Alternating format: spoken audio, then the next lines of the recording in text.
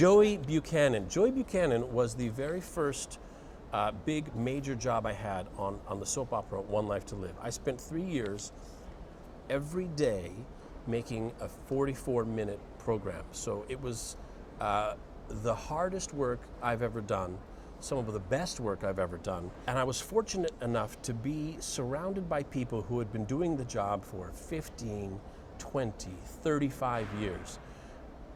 They had all the experience in the world, and if I had any problems, if I didn't know what I was doing, I would turn to the person next to me who had all the experience and said, I have no idea what I'm doing. How do I do this? And they would say, don't worry, relax. And they would teach me. And the best advice that anyone ever gave me was the fellow who played my uncle, Bo Buchanan. His name was Bob Woods.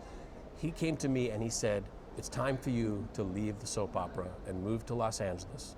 And he told me exactly what was going to happen every step of the way. And he said, if it's ever a problem and you don't succeed, you can always come back and they'll take you back and we'll be a family again.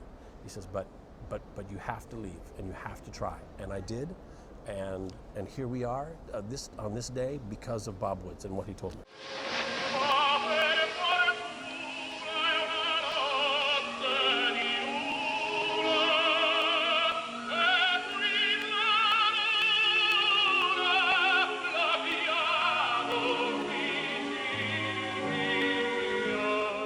Favorite book?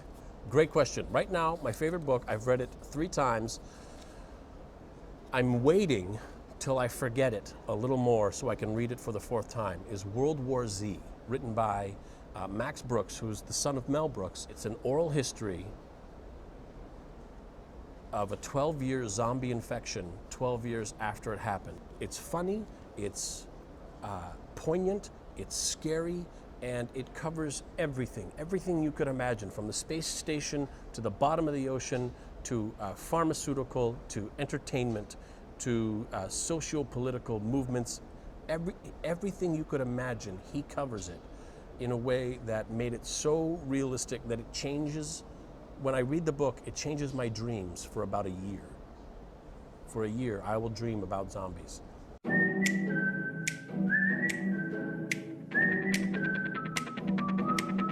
Kids need to read. All right, this is a charity that I started with my good friend PJ Haarsma. The libraries around the country, in Canada, in the US, where there was tons of children who wanted to read, they didn't have a lot of books. So you have kids who want to read and they had no books. So we started the charity that would get books into the hands of children. I grew up reading all the time. I love reading. I love the escape that reading affords me.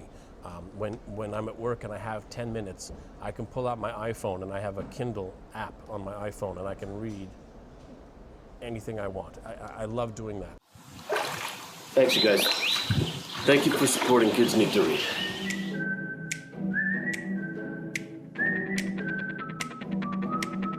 And I'm keeping the hat.